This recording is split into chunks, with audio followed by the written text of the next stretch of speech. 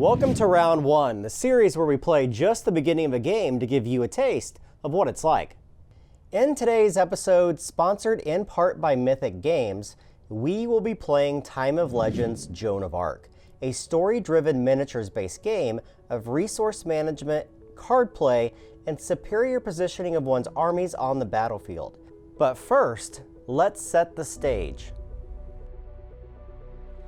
The Battle of Crecy took place in August 1346 in northeast France between a French army commanded by King Philip VI and an English army led by King Edward III. Edward had his army prepare a defensive position on a hillside ahead of the arrival of the French advancement. Facing an already entrenched English army and tired from the 12-mile march to the battlefield, the French War Council met and ordered an attack for the following morning, despite outpacing its much-needed supply line. The French sent forth their Genoese mercenary crossbowmen in an attempt to engage the English longbowmen in an archery duel. With their shields left behind on their baggage train and against a foe whose longbows could fire far more rapidly, the Italians were quickly defeated and began to flee. With the disbursement of their Italian mercenaries, the French launched a full cavalry charge into the muddied ground and entrenched English army, running down their allies in the process. It is here that we decide the fate of both armies at the Battle of Crecy. Join us as we witness the possible rewriting of history. Welcome to the table. We've got a battle here in front of us. We've got the French, played by Jeremy. We've got the English, played by David.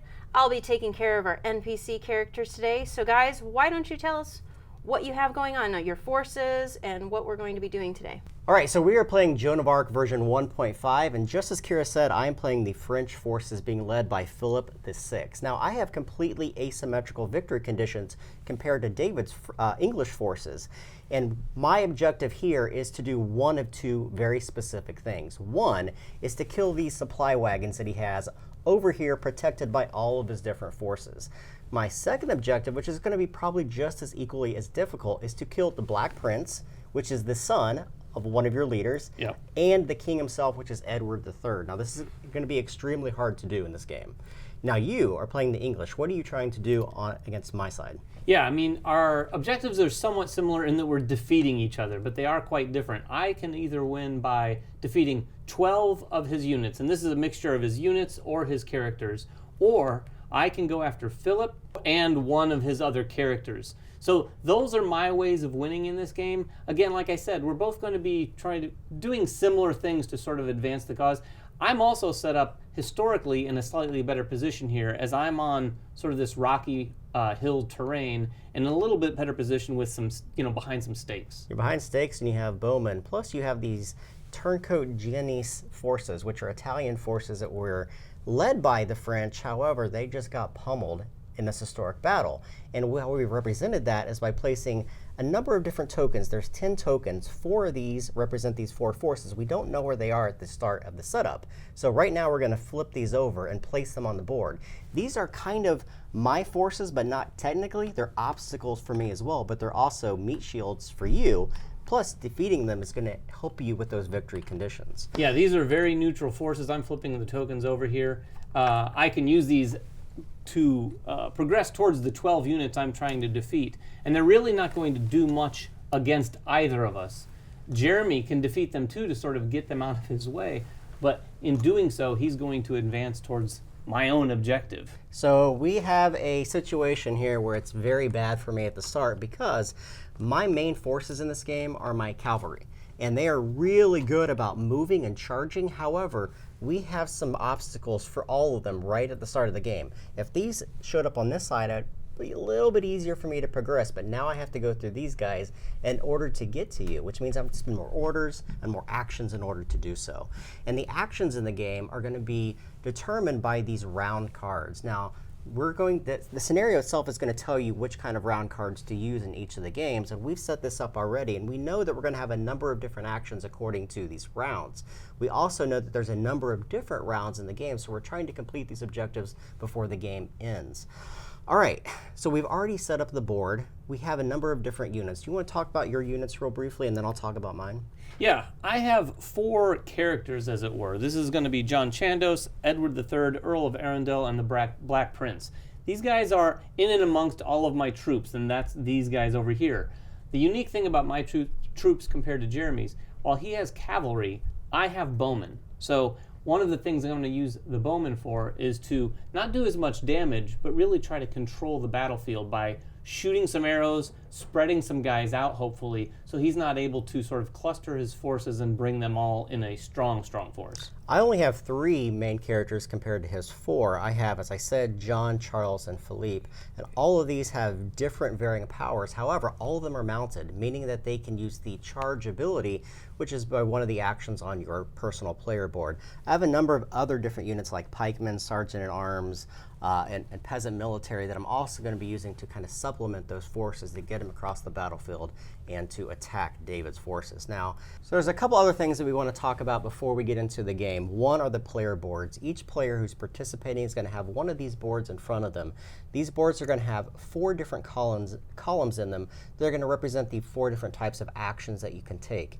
You have command actions, you have charge actions, you have reactivation actions, which let you go back to an area and reactivate that specific tile, and then you have interrupts. Plus, you have a number of different spaces on your player board to hold any of the tokens that you collect, including your experience and your legend tokens, which are going to help you do more things in the game. Yeah, and as you can see here on our boards, I already start with 2 cubes already. These are interrupt cubes, so I'm able to use those during his order phases. In between any order that he issues, I'm able to jump in and do an order myself, so I can kind of mess with his plans in the midst of those plans. And then you have 2 cubes yourself. Yep. There are a number of other things we'll talk about and discuss as we start to play the game, but one of the questions you may be asking is, why is Kira here? Well, the reason is this can be played simply as a 1 versus 1 or a 2 versus 2. However, there are NPCs in this game, which is really cool. It brings a narrative flair and storytelling element to the game, and we've decided to let Kira do that narrative aspect. There are 3 NPCs on this board. We have a blacksmith, we have a regular civilian, and we have a priest. And when you discuss with these people, you can either talk to them about certain elements of the game, or you can recruit them. And they all have their own questions and answers that we don't know how they're going to react. They could be boons or banes for us. It's up for us to decide how to answer those questions and possibly gain some legend tokens, possibly gain some intrigue, which again are going to further progress our ability to do things in the game.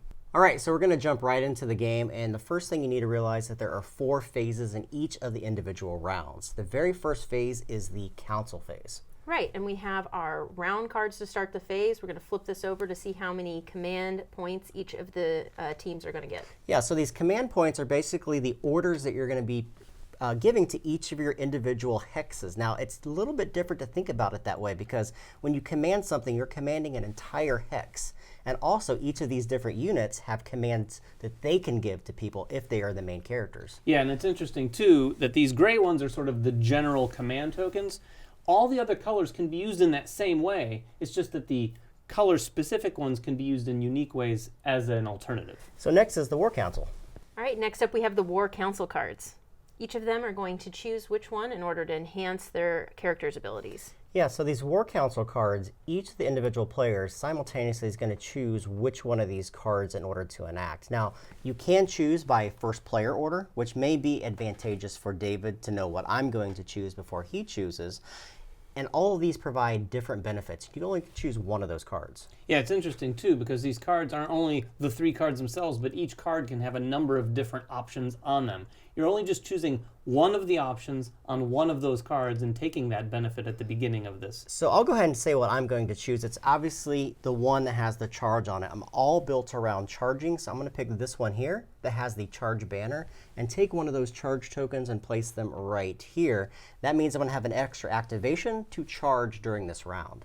So that's interesting, too, because you can use that to move a rally point as an alternative. I can't imagine you're going to do that. Too early in the game to do so. So one of the things I'm going to do here is similar to what I can do with one of my characters, and that is to gain 2 of these cards. But before that, I'm going to use my character's ability, because during the council phase, John Chandos can actually draw one of those legend cards. I'm going to draw that first before I do this. I'm going to double up on that, draw 2 cards, and get a legend token. And then you have to discard one. And then I have to discard one of these. One of the cards you drew. One of these cards. All these cards provide different benefits, and they are powered by the legend tokens that you are able to accumulate through the game. Now, legend tokens can be acquired in a number of different ways. They can be acquired from that War Council. They can be acquired from talking to the NPCs that Kira's going to control. So there's a wide range in ways that you can gain these legend points, but they are difficult. You have an immense benefit from drawing them for free with your character. Yeah. All right, so we have gone through those two phases. The last phase is upkeep. So in this phase, which is skipped in the first round of the game, the guys are going to have to pay 1 experience point for each of their characters that are 2 or higher. Yep. So each of these characters can also be leveled up in the game, and we're each going to start with possibly some characters that are already leveled up. I have Charles II, who is a level 2. Now, if I am not able to, or I choose not to keep him at level 2 in future rounds, he's actually going to flip over to his other side. And of course, like any game, the more you level him up, the more benefits, possibly more hit points that you get through that particular character. Yeah, it is an interesting dynamic here because you can choose to do that, because there are going to be some rounds where maybe you want the level 2 version of one character and have to sacrifice the other one because you just don't have enough experience. All right, so we have gone through all of the first phase, and now we go into the main meat of the game. This is the player's phase. And starting with me, because I am the first player, I am the French, and although it may look tactically like I'm at a huge advantage because I have a superior number of forces, I am not. It's because I have meat shields all in front of me. You have stakes everywhere. You have these longbowmen who are just going to be pummeling me. Plus you have interrupt tokens that are going to be used at the end of my turns in order to basically interrupt my ability to do stuff. Well, at this point in the war, your forces are tired, they're hungry, they don't have any other resources, they're coming off of travel already, like we heard earlier. Like, it looks like you got a lot of guys, but they are tired and they're really not probably very prepared. And there may be a couple turncoats there too. True, but they're kind of going for broke, right? They're like just going all out. They've communicated that they're not taking any prisoners. That's right. So let me walk you through one of my turns. And basically, it's picking any one of these things in order to activate them. Now, I could charge or I could reactivate a space. We'll save reactivating for later because I haven't activated anything yet. So the very first thing I'm going to do is take one of these order tokens. I'm going to place it on one of these hexes. Now, each hex is broken into a single hex, a double hex, or a triple hex. That's going to signify how many units can be held in those areas, which is already predetermined at the start of the scenario, but it's important when we start moving stuff around to abide by that. Also, it's going to activate one of the sections of the hex that we're doing something in. So the very first thing I'm going to do is I'm just going to get right into battle, and I'm going to activate this hex here. This one contains Charles II and 2 of my mounted knights. And I'm just simply going to move them forward into the section and try to battle these Geonos archers. Now I know that this is going to give David one of his victory conditions because he only needs 12 units to be destroyed in either mine or any of these. So, but I have to get through these forces in order to get to you. Yeah, you can destroy as many of those as you'd like. So I'm going to roll some dice, and the dice that I roll are right here on my cards. It's very simple. Charles is going to roll a yellow, and he's going to roll a red, and then I have 2 mounted, which are going to roll 2 red each. Now, all of these dice have different symbols on them, and we'll talk about them as we start to roll them.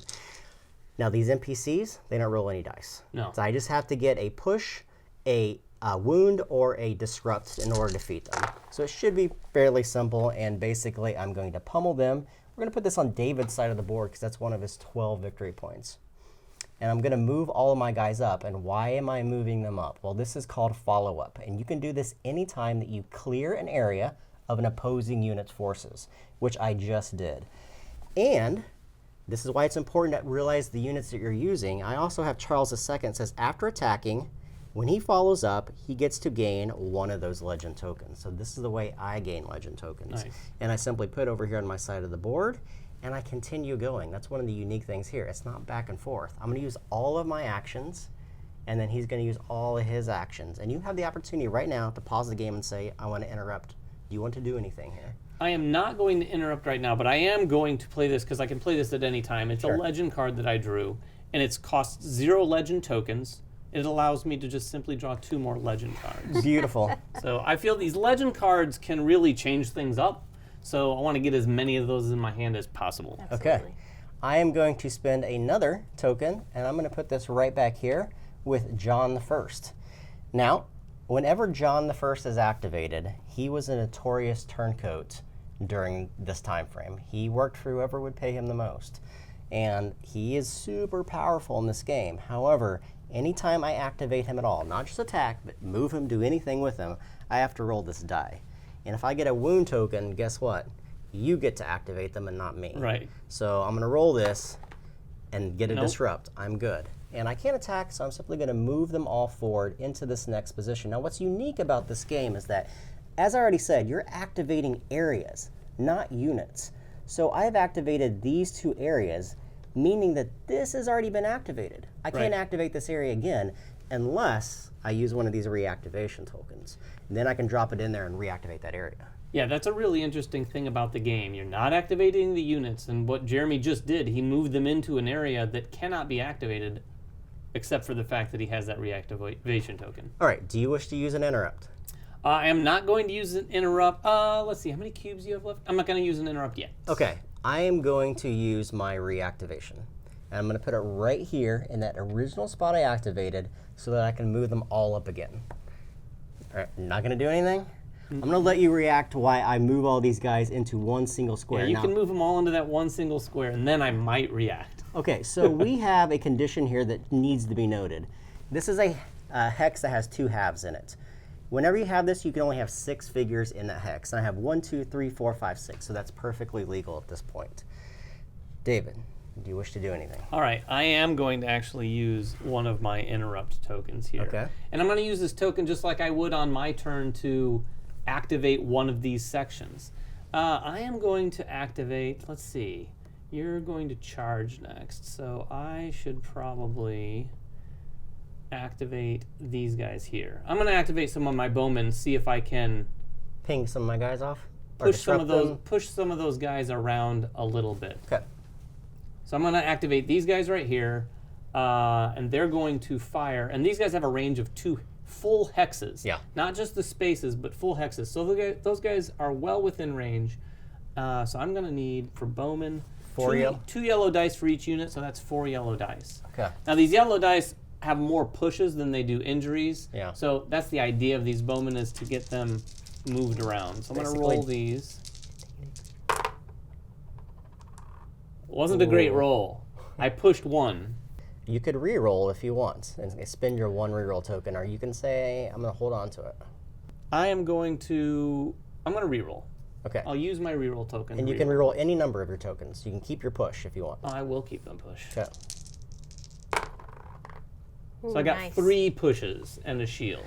All right, so I do have an opportunity to defend against this attack, and each of my units also has a defense value on each of them. So I've collected the dice here. I'm rolling 3 whites, 1 yellow, and 4 black. So hopefully I can roll enough shields to block those 3 pushes, meaning that I can kind of continue on with my turn. If not, I'm going to be super disrupted here.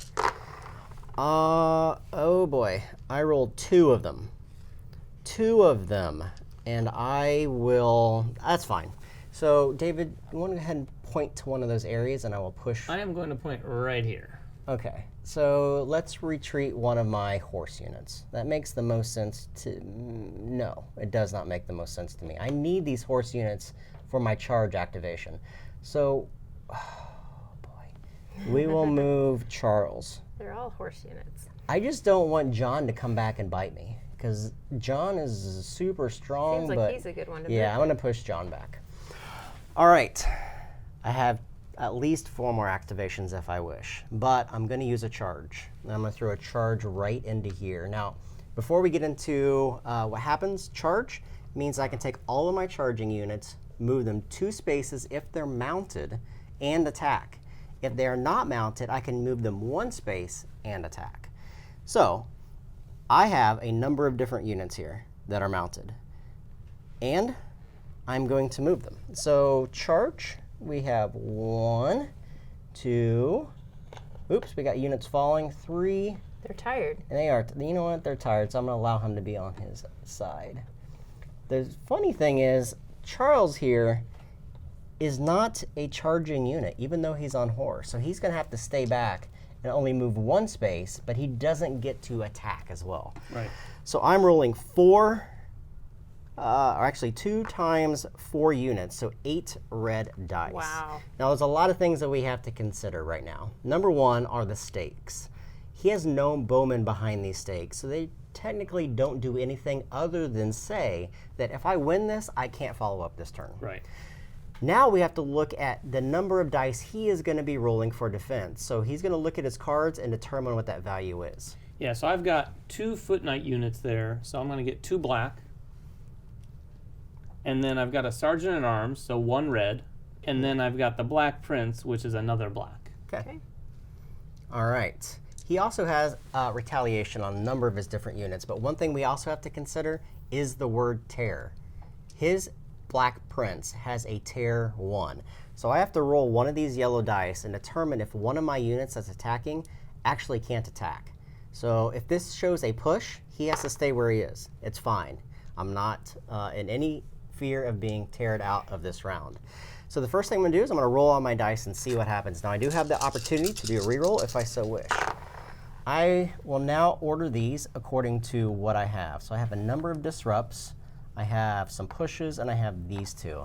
And I am going to spend my reroll because I can't defend against his retaliations. They're pure hits to me. So these mean nothing to me right now. So I'm going to spend my 1 reroll and hopefully get something a little bit better, which I did. So I have 3 wounds, 3 disrupts, and 2 pushes. Probably the best outcome I could have got for that. And I need a red die. So we'll just throw a yellow push in here to remember that that was a push. All right, so let's see. I want to make sure I have all the right die. I do. Roll these up. All right, so we have to consider a number of different things here. He has Foot Knights in this location. So he's automatically going to cancel 2 of my pushes. Right. Because he has 2 Foot Knights. So we'll just take these out of the equation, forget they were even rolled. Do you have any other abilities right now on your main units? Not with my main units. Okay, so next thing we're going to do is we're going to look at the damage. He has a defense, which is going to block one of my attacks. We'll take these out of the equation. Next, he has to get rid of 2 units that are just flat out wounded, like they are gone from the game. And then he has to disrupt 3 units. Now, some of that damage can be placed on the Black Prince if he so wishes. So he can turn this into a wound and this into a wound for the Black Prince. Or he can choose not to. It's up to him to make this decision. All right, so this is pretty rough for my guys, but here's how I'm going to divvy it up. I'm going to have the Black Prince take one of those hits. Okay. So he's going to take a wound. I'll mark that like this. Put that on the Black Prince. And then I've got another death in the family, so to speak. I'm going to get rid of the Sergeant at Arms. Okay, so that is simply removed from the game. Removed from the game. And now I have 3 Disrupts. So I have these 3 units, so including the Black Prince, all of these guys are going to go over here. Now they may come back. They may heal up. And rally. But right now, they're going over here, and it is empty. Yeah, we'll talk about this space more at the end during the camp phase. But for right now, his characters, or at least some of them, had retaliate skills. Now, the Black Prince did not, so this one does not retaliate against me, but these 2 do. And retaliate, you cannot use any shields against them. So it's a skill that's built into a lot of his characters. I have to physically lose 2 more characters. So I'm going to give you my mounted. 2 of the horses? Yeah, let me give you 2 of my mounted knights. Go ahead and put them on your side. So you have 3 characters out 3 of 12. towards my 12. Yes. So that is a pretty brutal battle. I will not get those guys back. They will not go to the hospital. They will not rally. They're gone from the game. Yeah, it's not, I mean, I lost all of my guys out of that space. Now, some of them may come back. That may seem harsh, but that retaliation skill is really nice because it should have been potentially something that you should be wary of when you go into that, because Jeremy knew he was going to lose some guys. Yeah. He could have lost more, so maybe he came out pretty well. All right, so I just have more actions I can take. I could follow up. However, the stakes prevent me from following up. I can go over them next turn and just destroy them. I can't reactivate this phase because I have used all of my reactivations, so those guys are pretty much stuck there for this turn. I will go here, and we'll try something a little bit different. I'm going to activate this area, and as a free action, I'm going to talk to the priest. All right. So the priest. Now you're going to talk to him. You're not recruiting him. Not recruiting him. So we won't worry about that. And I will choose a question. While Kira's choosing this here too, you should know that once you interact with him like this and have a discussion, the priest will be taken out of the game. You've basically tapped him and he moves off the board, just like any other NPC. Now, are any of your characters that are interacting with this priest? Have charisma? They do not. Okay. It's my leader. He just has prayer, so just Philippe. Okay, so you get 2 questions. Okay. Question A. Yep. You seem very busy, Father. Are the inhabitants of your parish so pious? Or B. Father, do you think I'm worthy enough to marvel at the relic you keep in the church's crypt? That one. B. All right. Heaven helps those who help themselves. Test a black die. Okay. Roll it. Yeah, I don't get to know what this is. Sword. All right. You'll discard 1 legend token. Oh. So it's not always a good thing when you interact with these guys. All right, well, I Yeah, just there's definitely an upside and oftentimes a downside when you interact. And what's cool about this is it's you that's asking the questions. So those questions that Kira just read were Jeremy's forces asking them to the priest. And when you do that, you got to listen to it and think, okay, what would have a priest wanted to hear? And you can kind of help that guide you as you choose your question. Obviously, I wanted equipment, and I didn't get any.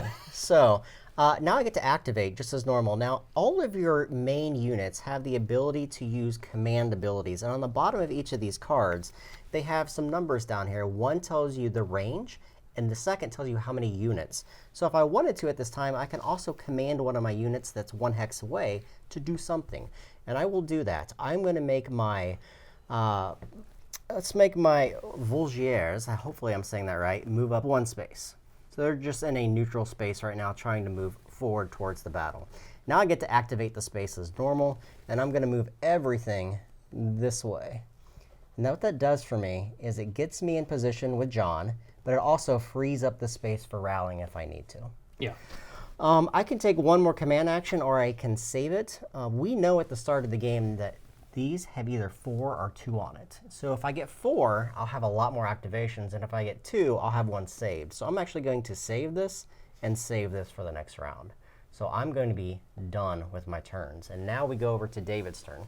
All right, so I still have 1 of my interrupt tokens left, so I'm probably going to use that unless I save it, but I've got a total of 4, maybe 5 actions I can take. The first thing I'm going to do is use 1 of my general command tokens right here in this space. I've got 2 of my characters, both of which can issue commands. So the first one is going to be Edward III. I'm going to have him issue a command up to 2 hexes away and up to 3 units. So I'm actually going to, and this can be anywhere. So I can have these 2 units here move here, Yep. which is what I'm going to do. And then I can do 1 more unit up to 2 hexes away. I'm going to move these guys here. Then I'm going to have the Earl of Arundel use his. Now his is a little more limited. He can do 1 unit and up to 1 hex away. I'm going to use these archers here and move them up here. So now I've sort of repopulated this section with archers. They're behind stakes, which is a good thing for archers. And now I can actually activate these people here in this. And as a free bonus, I can interact with this blacksmith right here, which is what I'm going to do. And at least one of my units there has charisma, so I get to choose from all of the potential questions on the card. All the potential questions. So you've got a lot of reading to do. Yes, and let's pick a good one here. Let's do this one. All right. So, 4 total questions, and I will tell you if any of them are in red text, which red text means it's probably on the sinful dangerous. side, dangerous Right. side, the not pious side of the equation here. So, question A. The way you check the balance of your swords tells me you know your way around a blade. Can you tell me if I can find some fighters in town with such able hands? Question B. Vespers is long past, but you are still working. Some express order to complete? All right. This workshop reeks of sulfur. Does the devil guide your arm during your labor? That doesn't sound like a great question Sounds to great. ask. That's Ask a little that one. accusatory. Then the last one, which is in red. Okay. The sword I see displayed here seems worthy of St. George. Did you set it aside for a well-known knight of this land? Don't fall into the same trap I did. I think I'm going to go with that last one. All right. Indeed. But the lord in question prefers discretion and doesn't want his name to be known. Test 1 red. Oh boy. Don't roll a sword. I need a good thing here. I got a disrupt symbol. You gain a legend token and Draw 2 legend cards, keep 1. Oh, excellent. Wow. That worked out nicely. Wow. That And worked now the out. blacksmith is done for the day. He'll come off the board. I'm keeping that one. All and here's right. my discard. May I have the blacksmith, sir? Yes, the blacksmith is now also He's gone. off the clock, y'all. So now finally, I'm still in this activation, this command activation, so I can actually use these 2 guys and move them. I am going to move, right here. And I'm going to bring him up just right here. I think I've got that right. No, that's Edward, and that's Earl. Yes, there we go. So They both have Edward over here, bud. maces of sorts and Yeah. shields, so. All right. So that's that one command action. I was able to get all of that done. I've got pretty a few epic. more cubes here, and I think I'm going to put those archers to work. All right. So I am Knew that was going coming. to activate these archers, and that's going to give me 6 yellow die. I take it you are going to go right in front of you. I'm going to go for broke here, All right. my friend. All right. I am going to fire on Philippe's group back there. Okay. But before I do, Okay. Uh-oh. I'm going to use this legend card called Veteran. Okay. It says, when attacking, gain 2 black die for one of your unit's attacks Okay. by spending 2 of the legend tokens. I Okay. thankfully just got my second, so I'll spend those to add 2 black die. Okay. Just to any of the one of the archers. It doesn't matter because they're all the same. Do any of your archers have any special, or any of your characters have any special abilities that you want to roll those 2 black dice for? Because you have to delineate those from your other ones if they have special powers that they could trigger. They're all bowmen, so Okay. they're all the same unit. Okay. And keep in mind, too, when attacking, these yellow dice, any shield is also going to be a disrupt. That's disrupt. Ew, okay. All right. Yeah. Where are you firing, by the way?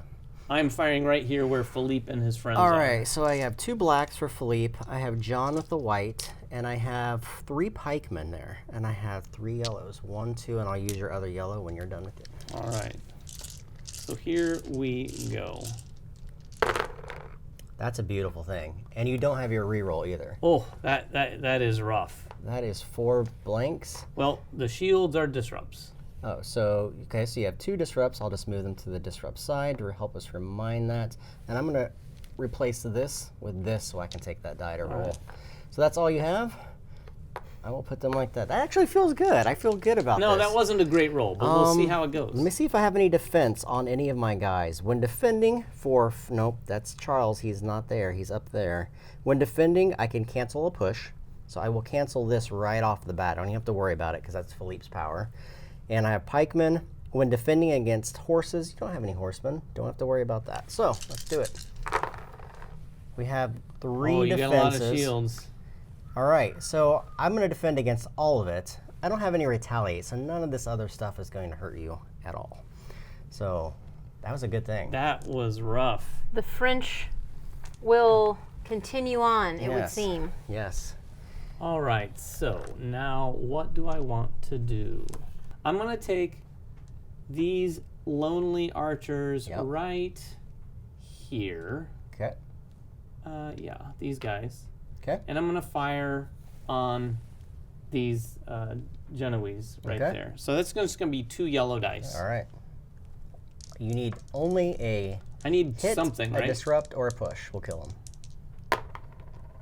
And I And you didn't missed. get it. Oh, Oh no. that's rough. Beautiful. Okay, I've got another one. Yeah, I think I'm going to be a little sneaky here and activate this section right here, which is where I have Edward.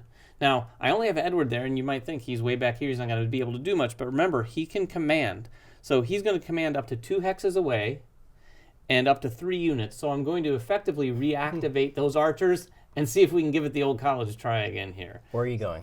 So I'm going to shoot with these archers. You know what? I feel like I'm going to be less greedy this time, but I want to take a look at your defenses. What do these? got powerful What do these defense. horses have? They have 1 black. 1 black, and this guy has 3 different dice. 3 different dice on him. You know what? I'm going to go after Philippe again. All right. And his crew. All right, so I get 2 whites and a yellow for him. I have John there with a white. And I have 3 pikemen, which give me 3 yellows. All right. Come on. I need something a little bit better this time. David, And I didn't. I got 2 pushes. All right, well, I will take one put of the this empty here ones. so I can take this. I'm going to cancel this push anyway because that's Charles' ability. So I have to just defend against one push. Yep. And I got it. You did. Beautiful. My goodness. Yeah, those bowmen. Changing history potentially no. here. You folks. are. This is history changing right before our eyes. Do you wish to use that last interrupt as any kind You know what? Because keep it's it? an interrupt, I want to save it. Yeah, so it's I'm going to pretty hold powerful. on to the interrupt down here in my reserve for the next round. All right, but so before we go into the final fourth phase of a round, we have to go back and say that we forgot to award experience for each Yeah. of the different characters that die. Now, each of the main units that is killed by an opponent gets 1 experience. Each mounted unit gets 2 experience, and each character gets 3 experience. So I gain 1 experience for killing the Sergeant at Arms. David's going to get 5 experience for killing the neutral Genoese Bowman, and then 4 for those horsemen. And we're simply going to collect them on our player board. Now remember, anytime on your turn you can upgrade units, but you also need them to keep the upgraded units that you have. Now we go to the camp phase. So the camp phase is broken into 4 different things. The very first thing that we do, starting with the first player, we have to check all the different things that are here in the hospital. I don't have any characters here, but you do. And this is when you're going to roll the dice. For each one, right? Yeah, I'm simply, Kira, you point to one of the figures, and he's going to see the fate of this character. So we'll start off with the Black Prince. Rolling for the Black Prince. Now, he's already got a wound, but hopefully he'll rally still. He rallies. He rallies, so he's going to come back to my rally point right He here. can either It can be rally- here or here. So I'm going to have him rally up here. It's not a great thing. He does retain the wound that's on him, though. So I don't have to redo that wound to him. Where's Next that up. die? Death. Death. Now, I do Ouch. get the experience for that. That's one of the cool Really? things. So I gain Interesting. 1 experience for your unit dying. That's a pretty awesome thing. Okay, my next footman here. Death. Oh Death. my goodness. 1 more The experience. dice are not loving me today. They are not. So once that is done, we go into the fire damage phase. We don't have any units that do fire. That's normally in the siege types of things. And now we check in-game conditions. David's 3 of 12. 1/4 of the way there. And I have not destroyed any of his wagons. I have not destroyed any of his characters. So that's where we stand. We're going to start a whole new round doing the same thing. We're going to draw one of those new round cards. We're going to pick one of these War Council cards. And we're going to go through it until one of us meets our victory conditions at the end. So we're going to finish out this game. And you can join us back at the couches to see what happens at the end. Yeah, whether or not history has been changed or not. Right now, I'm feeling like it might get changed. All right. We'll see you guys soon. All right, here we are. The battle is over. Did we change history today? Well, we did change history in some respects. Yes. And that is because I don't typically win against Jeremy, but I did today. So So we didn't change real history. real history remains the same. Our history is David finally won. David finally won. That's That's our history. fantastic. And it was a crushing battle, too. Yeah, well, it's an interesting. I think the historic sort of setup really held true for sure. You employed some strategies that I think were the ones you had to employ. Yeah. But as long as I was able to, and early on I wasn't able to do this. You saw some of my rolls in some of these situations where my bowman got destroyed. But when I was able to sort of split your forces apart and then attack them, I just took them off the board. And I ultimately got 12 of the units defeated. Right, and you realize pretty quickly the relevance of and the importance of those military units in real life. Like, we're so far removed from that time period, but mounted cavalry were really, really powerful, as were the bowmen. And once I lost those mounted units, I was dead in the water. My peasants couldn't do anything. It took a long time for my men-at-arms, my footmen, my pikemen to reach the locations, and they were constantly getting pummeled by people with bows who could shoot 3 hexes away on hilltops, and it was just a struggle from then on out, which completely mirrors that historical aspect that it was taken from. Historic fun fact, the long bowmen were like super pivotal, and this is a time period where that became a big deal in the war. So like in today's terms, like Yeah. it totally changed warfare. So seeing that come out in the actual gameplay and you not having any bowmen definitely showed some impact. So we know what you did. You won, which means you got 12 units. It Yes. was one of your 2 tasks. Jeremy, what did you accomplish? Not a whole lot. I mean, I didn't even get to take out one of your characters. And the reason for that is Not because... killed, but you killed. definitely sent them I to disrupted, the infirmary. I a few disrupted a times. couple. Yeah. Again, the problem was you had the ability to maneuver in front of those stakes.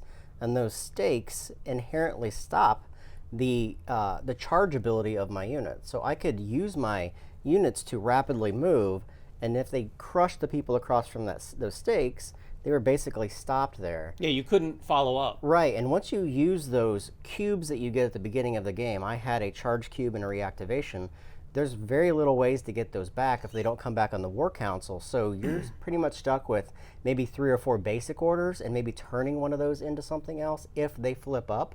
And without that charge ability and the units on the field, I was just... Yeah, it was really interesting the way the game places us down with these extra cubes at the very beginning. I had the same thing with my interrupts. If you use those, you can have a really healthy first round, first turn, but don't get used to that at all because, like you said, if those don't come up, if those same opportunities don't come up in the War Council cards, you might have 3 command actions for an entire round, and there was at least one round late in the game where you basically just had to end up moving your forces forward. One at a time. Yeah. And then that was it. Yeah. There wasn't any combat of any kind like that. You just kind of moved up, and it was a very different round. The other interesting thing that I found in the game is that the units, we've already talked about some of them, but the bowmen, I'll go back to those bowmen. It's very cool. Those dice, those yellow dice that we're using, don't have any injuries on them. Yeah. And they thought far enough in advance to know that mirrors historical accuracy. Like, a lot of the people didn't die from direct bow shots. They died from the infection that resulted, or the wounds that resulted, because medicine was so far removed from where it is today that those people would get disrupted. And disrupted in game turns means you get placed onto that disruption board, and then if you roll poorly, they die, just like they would from the infection and the wound. So I found that to be fascinating. Well, I think you see that throughout the game with the character cards and what their abilities are from the different types of dice that you use for those characters. They're all thematically thoughtful in that way. Yeah, plus the character cards and the longbowmen was really interesting, and I didn't pick this up until later in the game. I could activate a section that had one of my characters that had a command ability, and if they were within range of some longbowmen, I was able to activate them again. Even if I'd already activated those bowmen, I could use the command ability to effectively get more bang for my buck out of my longbowmen. And so the Genoese, is that what? Those guys were fairly easy to pick apart if I was within range. So I was able to take them off the board. And then once I got some of your units split apart, if I'm attacking just one unit, it wasn't too difficult, or it was a lot less difficult to take care of those guys too. Yeah, that's one of my downfalls too, was the splitting of the units. Like, if you don't keep units in clumps, you're not rolling a lot of dice when a hex or an area on a hex is attacked, meaning that you could be rolling 5 or 6 dice, and I could be rolling 1 or 2 dice for defense, so I'm not doing any damage. Plus the fact that you were shooting from such great distances. Yeah, and 2 I had hexes to be is a lot. And I had to be in your face doing melee combat the entire time, which is very different. So let's talk a little bit about this game from your perspective as people who don't typically put this type of game on the table. We'll put a picture up right now where you can see just how much content there is. We only were touching the base game. It's a little bit overwhelming to look at, but ultimately this game came down to some pretty simple gameplay. Would you agree? I 100% agree. Like, the big draw for this game for me is the fact that it's hex-based, number one. So if you play a game like X-Wing or a number of different miniatures games out there, and there's a whole variety of them, a lot of those have very intricate rules, like multi-page rules. They use rulers. I mean, they really make you are required to be dedicated to the game. Like, you have to learn those rules in order to even function or even be competitive. This game is it's a 38-page rulebook, but it's very simple. It's very easily laid out, and the turn structure is simple. You're simply putting a command cube in, and you're moving those units or doing commands around them depending upon the active characters in those locations, and then you're rolling some dice to move it out. The intricacies in the game is using those characters to take the best moves possible, and then trying to gain experience, trying to dialogue to those people that you need to talk to in order to gain possibly equipment cards, and best using those actions. It's not always going to go in your favor, just like any one of those other games, because you're rolling dice. However, there are ways to kind of mitigate that through the game. Yeah, I mean, to mirror to what you just said, you can take an action, which is very simple in this game, and you saw with, I think, my first action that I took on camera, it was one activation, and I did so much with it, because I was able to use one of the guys to command something happen in another area, which was its whole separate thing that happened. Right. Then I came back and I interacted with the blacksmith, and then finally I was able to then move those guys as well. So you're able to, the complexity with what all the characters do, and there's a lot of things to take in there for sure. There's lots of layers of depth there, making sure that you take a look at all of the characters. Not only that, but all the units and what they do, because a lot of those things can come into play. The cool thing is, it's sitting right there in front of you. Yeah. So you don't have to really look a lot up like you would in a lot of these games. All those sort of unique situations are right there on the card. So this guy lets me change push die that you roll against me to something else, or cancel push die. Yeah, one of the other cool things is we didn't even get into. There's siege battles that you can have. There's mythic creatures that you can have. There's flying creatures that you can have. You had bowmen that can do arc damage, but there's also characters that do direct firing lanes. So there's terrain elements that we didn't get into. Obviously, there's different kinds of units. You have, the English and the French, but you also have the Scottish. You have now Lithuanian forces. Just a number of different units and different battle scenarios. There's like over 50 scenarios so far. So there's a ton of content there to play as well. Yeah, and like you said, we didn't touch the mythical stuff at all. Yeah. Which I have to say is the stuff I'd really, really like to try now. Now that we've got our feet wet with the game. Yeah. The fact that there's dragons and all sorts of fantasy-based things is really, really compelling. Yeah, I've heard a lot of people talk about the werewolf piece specifically. So, and we have this massive dragon too that I think just makes you really want to get it out and play with it. So that's Time 11 Legends, Joan of Arc. Thanks for joining us, and thanks for following us everywhere that we are, and we'll see you next time. Bye-bye.